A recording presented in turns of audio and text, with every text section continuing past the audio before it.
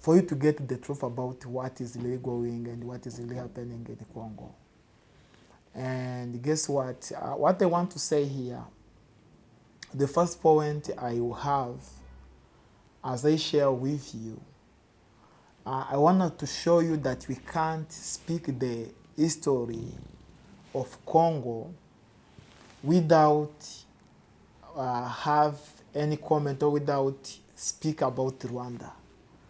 I would not speak the history of Congo for many years back. My history will start at least 1996 to 1990, all the way to this day, when I will be able to comment to Rwanda. And I decided to do these three topics because of the two comments my viewer has put here. One was trying to prove that actually we need to vote Tshisekedi out. In his perspective, I think, or she, I don't know if it's she or he is he, either he can be able to comment if we'll be able to see this video. She just shouts that we need to vote Tshisekedi out. I believe she believes Tshisekedi is the problem. And the second one, he said that actually Kagame, what he's doing, is doing it in sake for protecting his country because there is a FDLR in Congo, and all those kind of details she try also to prove.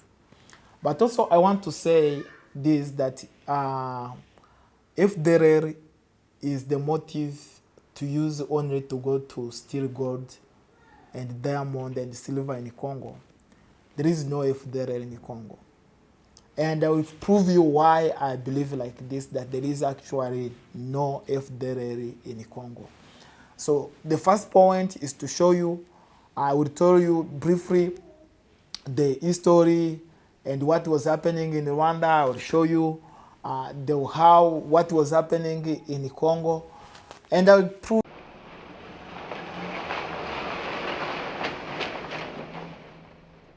We finally met the advancing rebel force at Kanyaru River in southern Rwanda.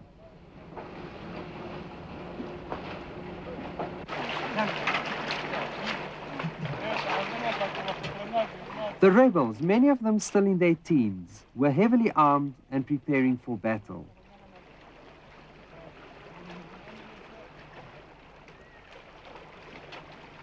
The Rabusoro Bridge had been blown up by the retreating government forces, but only after slaughtering civilians on the river bank.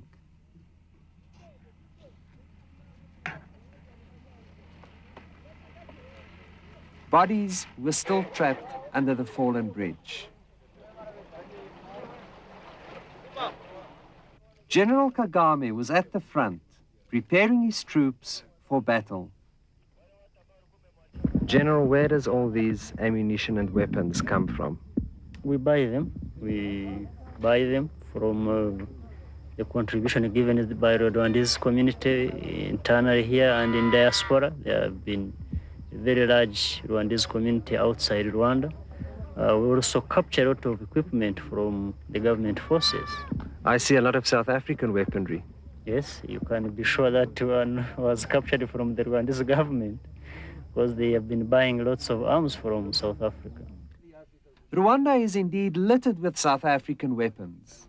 This rebel soldier is armed with a captured R4 rifle.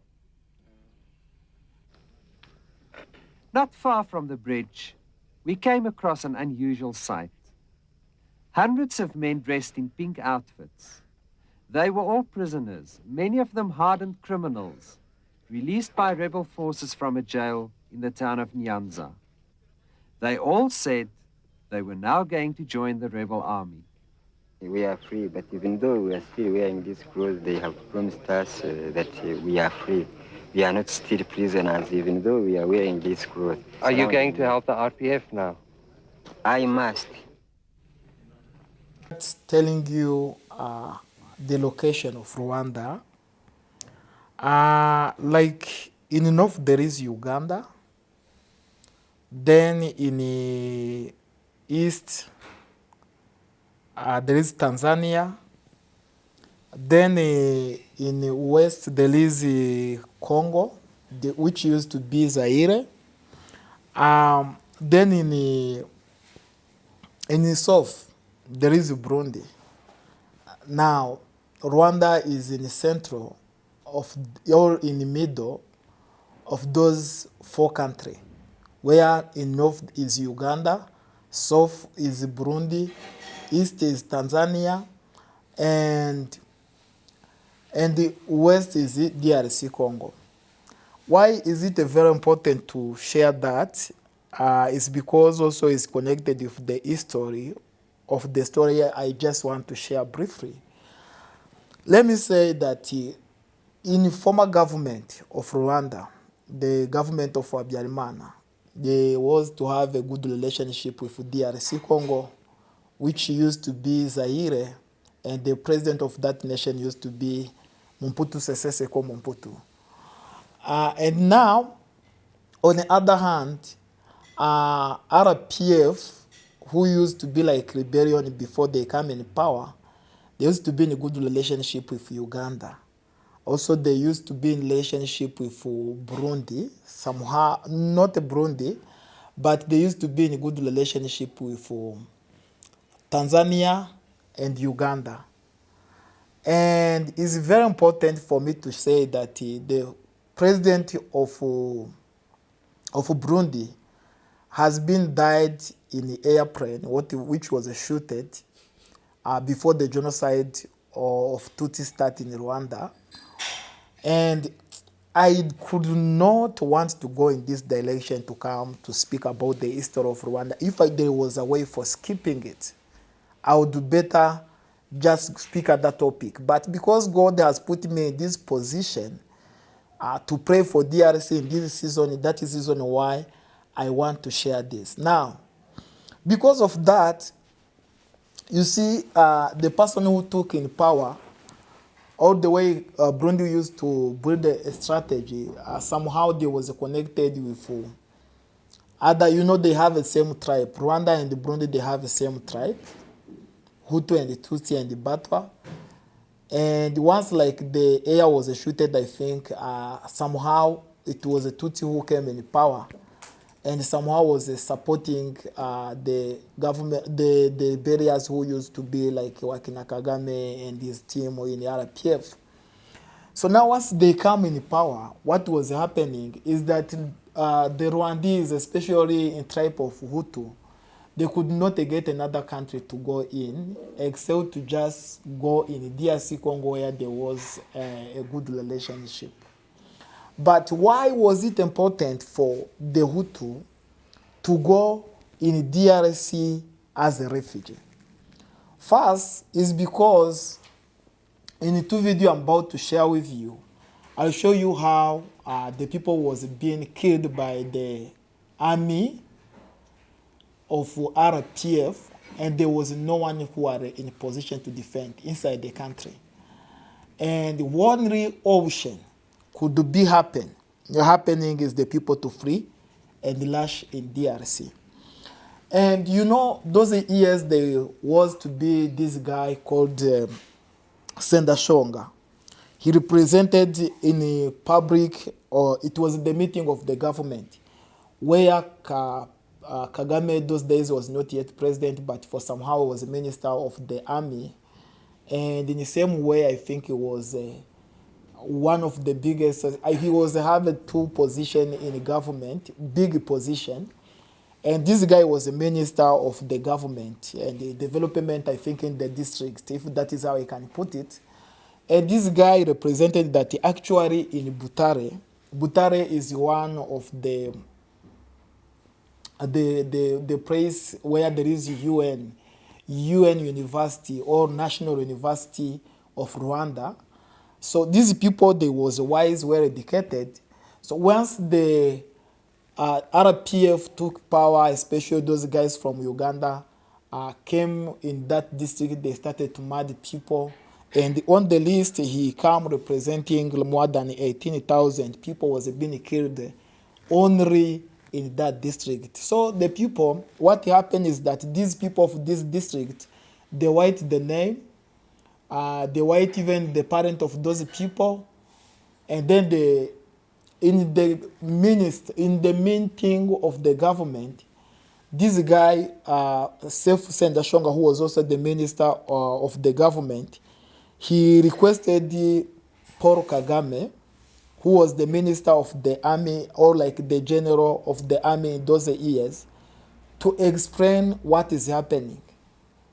So in the video you will see Paul Kagame is saying that actually he did not want to say anything about it because he was busy doing things and making things in arrangement. And what the feeling he was having is to take everyone who was in that government who was asking him a question and put him in chain. So this is the leader who was in Rwanda, who was working with him. And once they asked him a question concerning the country, how the people they are being killed, now only thing he could do is to put them in chain and just put them in prison. That was the feeling. He said that actually he left the meeting and go home and left his car and everything. So later, this guy, Sete Sendashonga, ran away and he came in Kenya and he was assassinated just because of asking that question. So if this person could be free and run away, and this guy, he said actually he has been in this government, or like has been also with Paul Kagame since 1991. It's very important to understand that actually, I think it's very important for me to highlight that the RPF, when they come in Rwanda, they did not come to rescue people from genocide. For the first part, when they used to say actually they want like the refugee Rwandan and tribe of HUTU who was in different place to come back in Rwanda, they want the refugee to come back. Also, the second point when they was highlighting is that the government which, the former government of Rwanda used to be dictator and remain in power for long. So they wanted to come with democracy. And the last one, they said they want now to democracy. I think there was highlighting to move a refugee, democracy, and the unity of people. Now, other things.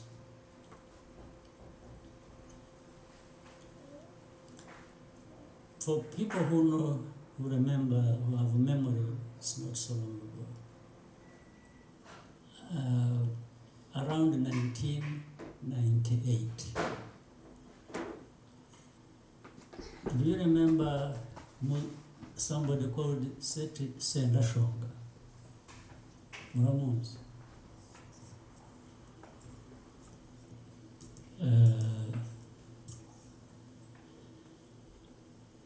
Do you also know an author or some academic or something called Prunier?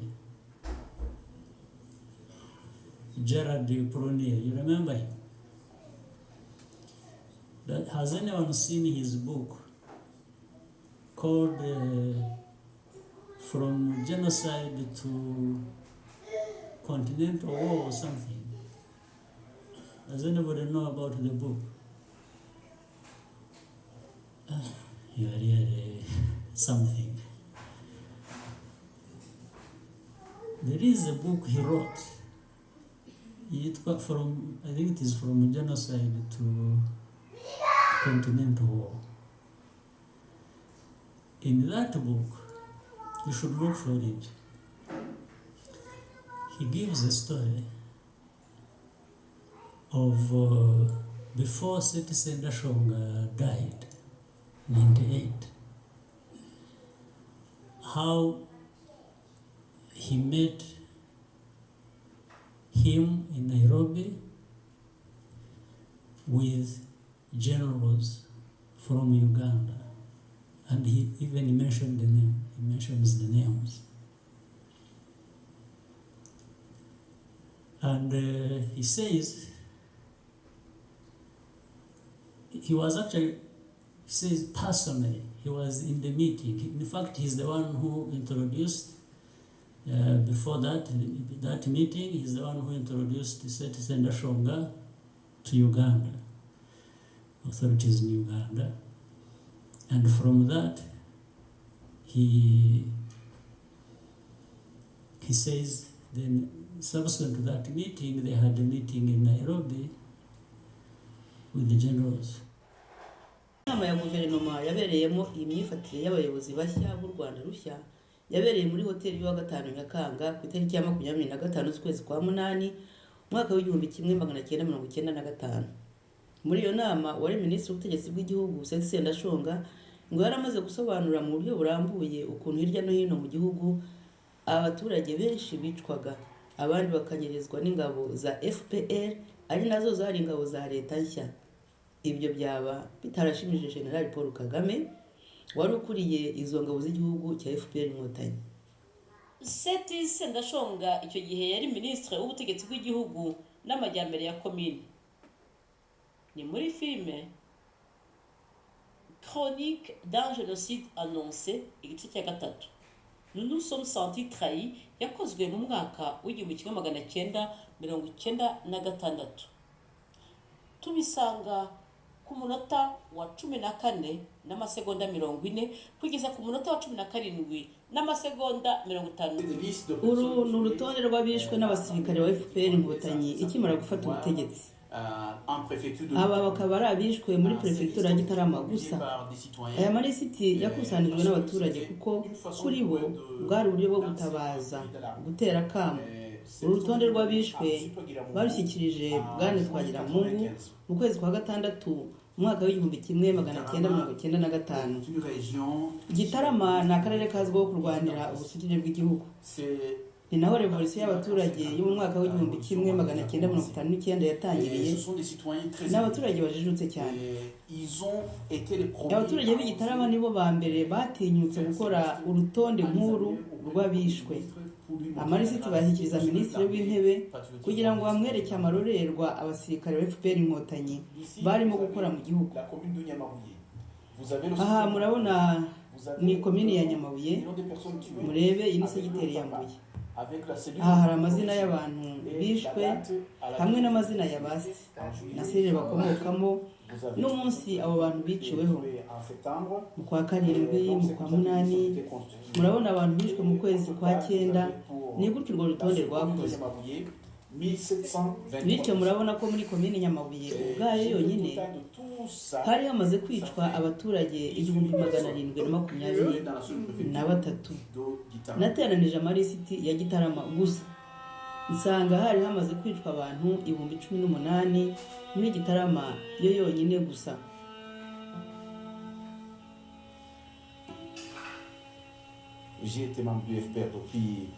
Nawe muri FPR Inkotanyi kuva mu kwezi kwa 4 ku mwaka w'1991 nzi byinshi ku bwicanyi bwose bwakozwe n'abasirikare ba FPR Inkotanyi. FPR yashaka gutegeka byose yonyine. Kugira ngo ibigereho yagombaga kwica buri muntu wese wagaragaza ubushobozi bwo kuba yabana nawe umutegetsi. Twabonye byinshi. Reka mvuge ukuntu abasirikare bajyaga guhiga abari bakiri bato nko guhera ku myaka 15 kugeza ku bagabo b'imyaka 55 bakabatwara ntibongere kugaruka mu rugo. Imiryango yabo ikirirwa bashakisha mu buroko bwose bw'igihugu ariko ntibigere baboneka. Nuvuga ko abo bantu babaga bishwe n'abasirikare FPR Inkotanyi. Urebye uko byagendaga nuko bibasiraga abasore bakiri bato n'abagabo bafite ingufu zo gukora, ariko cyane cyane abarimu, abagoronome, buri munyabwenge n'undi wese wari ujijutse ku murenge. Abo barashakishwaga ku buryo budasanzwe. Les instituteurs, les moniteurs agricoles, tout le monde qui pouvait jouer un rôle quelconque au titre d'intellectuel ou bien de leader local était visé de manière tout à fait particulière. Ingabo za FPR Inkotanyi zimaze gufata ubutegetsi zigenzura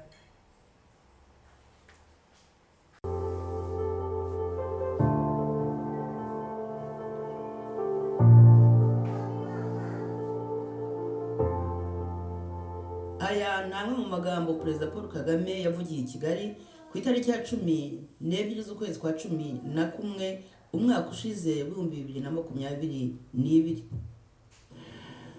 ubwo ndaje nazindutse maze icyumweru ntarakandagira hano, ntaragera no mu rugo, turi mu ntambara z'abacengezi bava hakurya cyangwa bisha abantu bari hakurya y'amazi mu Kongo na hehe.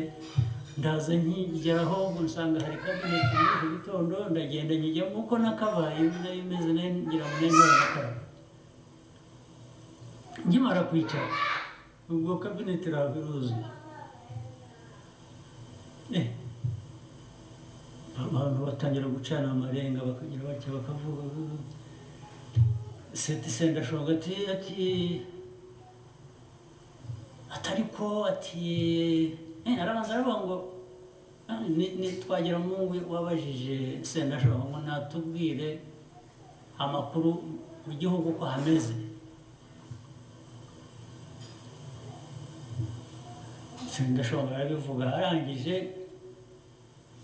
avuga noneho aho mvuye, ngira ngo niho hari ni waba hari nabaga za Kibuye.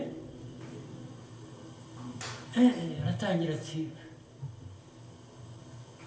ati ngabo za Kagame, ngabo za RPF zamaze abantu,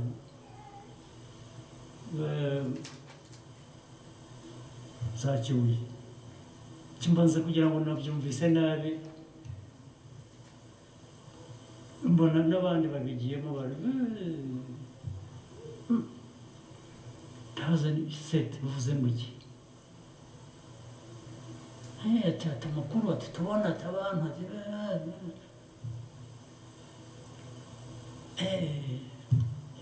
ndavuga sete sendashonga, ubu reba ntabwo naraye ndyamye, nagendaga ijoro ryose ndirirwa nshakira igihugu umutekano. Ubu wampinduye umwicanyi, nijye mwicanyi, mwavuze abicanyi, ubu gihe wampinduye umwicanyi.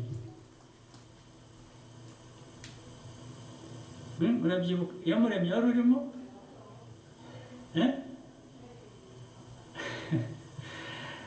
Sendashonga nabaye umwicanyi. Baturasireye ndasubiramo nka gatatu, ariko ni byiza rimwe na rimwe kwigarura murize cyanje mu mutwe, ariko mwari mugiye kubigwamo mwese kandi mutabizize. Naratekereje abo bantu nze bose mbahambire mbere kuri aba ngaba, ngende mbashyire. Ndakubwiza ukuri byanje mu mutwe, mbonye bitari byiza bitashoboka, mva mu kabineti ndigenda, mvamo ngenda n'amaguru n'imodoka zanjye zisigaho ndataha. This is Paul Kagame, President of the Republic of Rwanda, a small country in East Africa, where 25 years ago went through a horrific ordeal where hundreds of thousands of Tutsis were massacred in a genocide, scenes not seen before, only comparable to the worst of human atrocities such as the Holocaust and the like.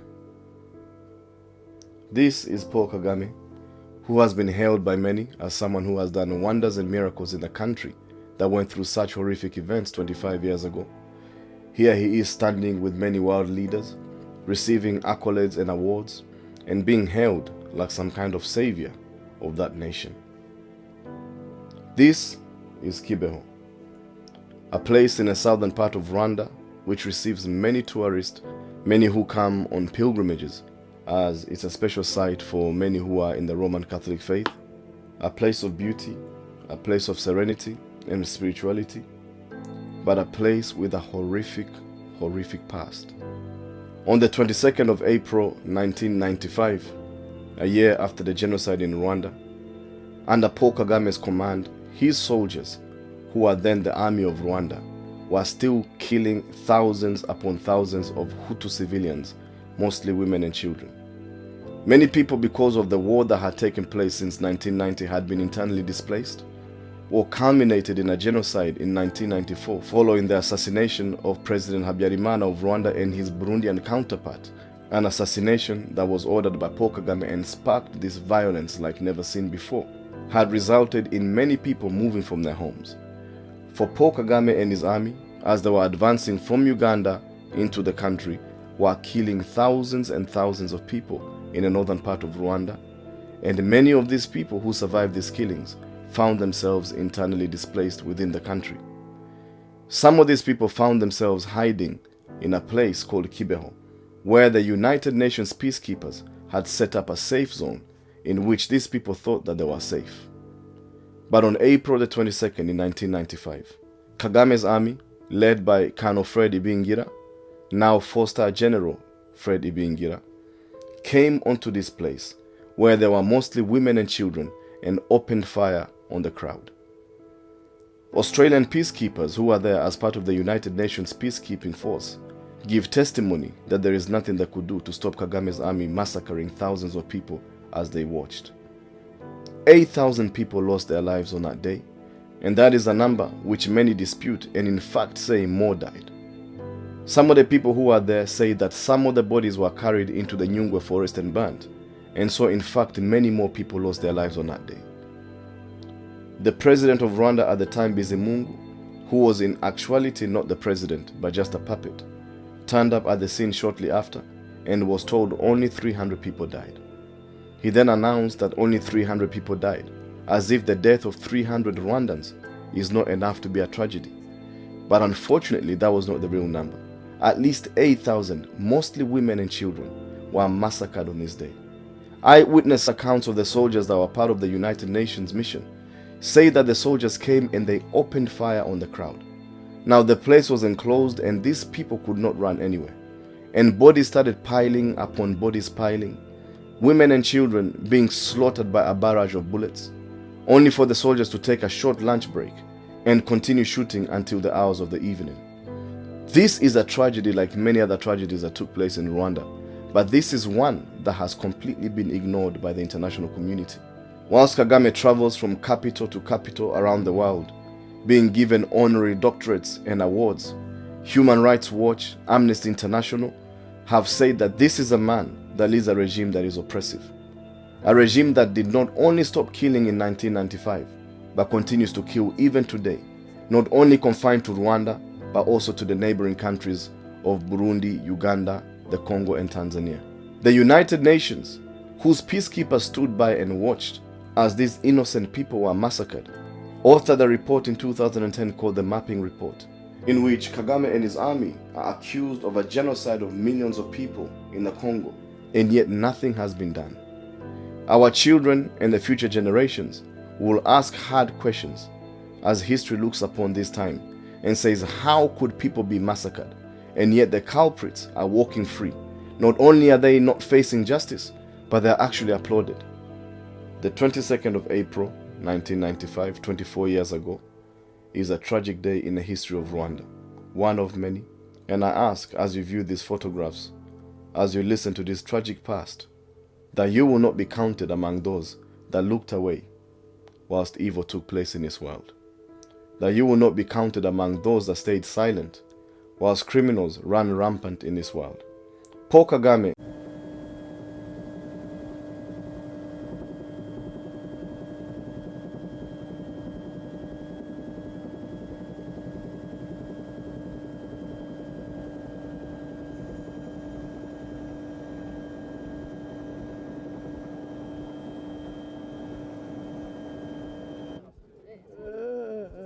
Stable there.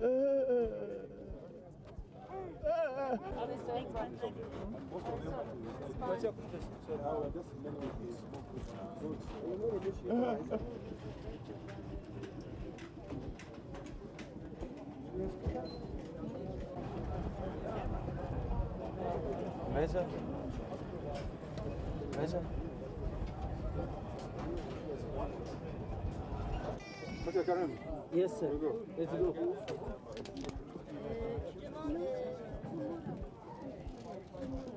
Laura.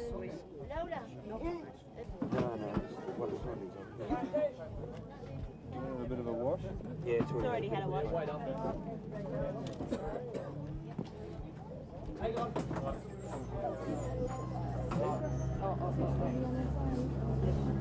Non, ici.